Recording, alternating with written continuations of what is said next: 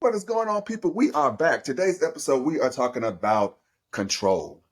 The reason why this issue or this thing came up today is because I have, for one, realized that I am still trying to take control over everything regarding my life.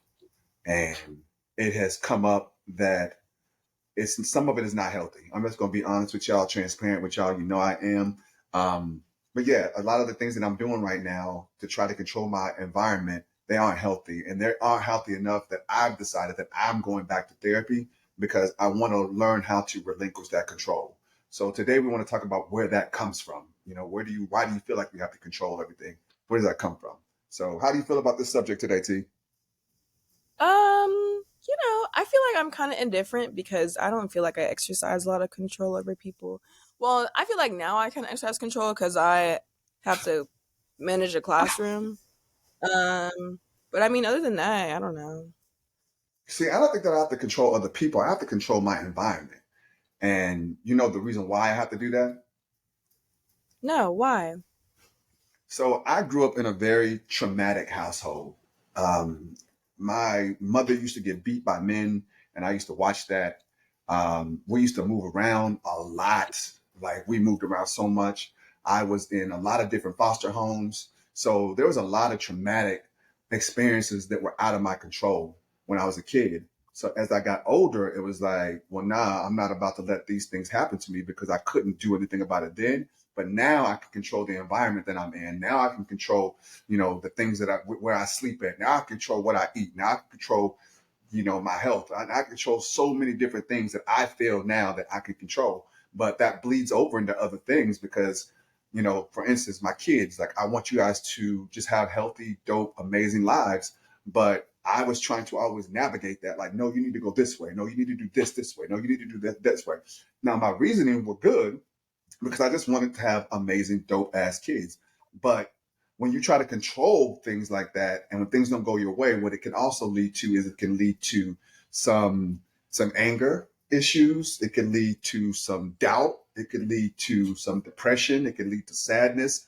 It can lead to a lot of things because you thinking that you need to be in control, and when you're not, then it's like, damn, what do I do in this situation now? And I think that it tends to be with people that have come from traumatic experiences that realize that they need to try to have that control over themselves and sometimes their environment. Well, no, not sometimes, but themselves, their environment, the whole nine. Another thing that what I do is I overanalyze things. Like I will pick it apart. I will overthink like over and over and over and over and over and over again because I'm always trying to stay like two steps ahead. Now I have to always remind myself, like, yo, bro, you are not that little 8-year old or 10-year old little kid anymore where you have to do that. But it's incredibly challenging because that's just what I know. It's automatic for me. It's not, it's something that's automatic for me. So I want to learn how to try to relinquish that control so that I can live a healthier, happier life because it's not always good. It's not always good at all. Yeah. Um, so what kind of things do you do now to kind of veer away from that? Well, I reached out to a therapist recently and let her know what was going on. That was important for me. And I do meditation every morning. I have to, again, control. I have to have my meditation in. I have to have my workout in. I have to have my gym in. I have to have those things in order for me to be productive throughout the day. And it sets my day up really, really, really well. But the latest meditation that I've been listening to, it was, you got to release it to the universe. Put it out there what it is that you want. And after that, you got to let it go. And that has been hard for me to just say, okay, I'm just going to let it go. It's going to be, everything's going to work out. Because again, when you grow up in those kind of environments, everything didn't work out. And so I always was on the edge of my seat, like, what's next? What's going to happen next? What's going to happen next?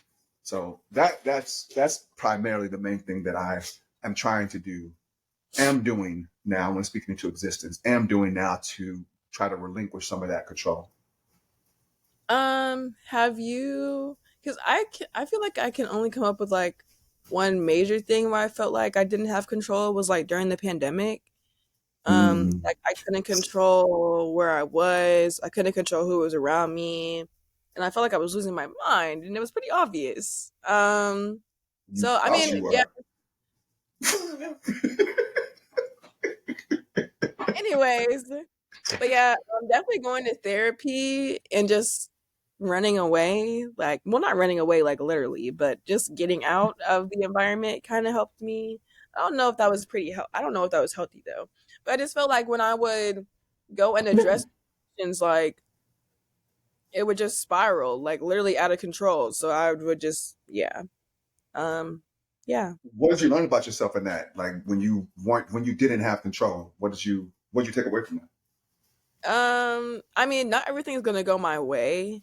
I Hmm. can't literally control everything. Like I got displaced. Didn't have control over that.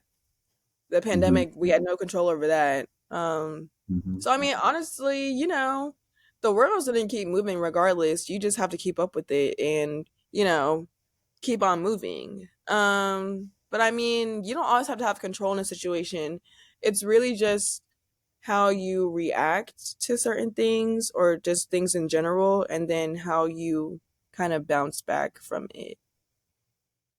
Yeah, I can agree with all of that. And the reason why I know that I do have the power to say, okay, I don't have any control of this is because when the pandemic happened, we talked about this a little bit, is that I was actually good. Like for real, like I was actually okay because at first it like bugged me out because I couldn't, I'm a people person. I want to hug, I want to love, I want to do all those kind of things. And when I couldn't do that, at first it was like, this is tough. But then it was like, man, just sit your ass down and it's going to be all right. Like you don't have any control of this, Sharif. So just let it go. Basically, let it go. Leave it alone and let it go. And with you, yeah, you had a really tough time. I know we kind of joke about it, but you had a really rough time during the pandemic. And, looking back on it, of course you had a rough time. Here you are, your freshman year of college. You're enjoying yourself. You just getting your feet wet. And then you got to come home and live up under people's rules. And it's not what you wanted. That was not something that you wanted. So I can understand why there was a sense of trying to control your environment the best that you could so that you could be at peace with it. And I think that that was even challenging for you sometimes. Would you say? Yeah, definitely. Yeah, for sure. Yeah. Well, you got any more questions or anything like that for me today, baby girl? No, I feel like you pretty much covered everything. Okay, that was short, quick, to the point, how we like to do. Y'all, we definitely appreciate you guys for tuning in. We are going to be taking a break, though. So after this one right here, you probably won't hear back from us until like end of August, beginning of September. But we definitely appreciate you guys for tuning in. We definitely will be back. But we appreciate the love. We appreciate the support. A couple of weeks ago, we did one on men's mental health, and I got so many different, just so much love back from that podcast that we did. And so I'm hoping that Taylor and I, we can continue to do things like that, because people really like, especially my fellas, they really was like, nah, thank you so much for letting us know it is okay to cry. It is okay to have these other emotions. So I want to continue to do that. And if you guys have any suggestions, you guys can email us or email me at sharif@lifecoachatl.com. But yeah, other than that though, be good to yourself. Be amazing, be healthy, be good to others, love on yourself, ask for help if you need it, and just keep being dope, because you are. Dope. Let's get it.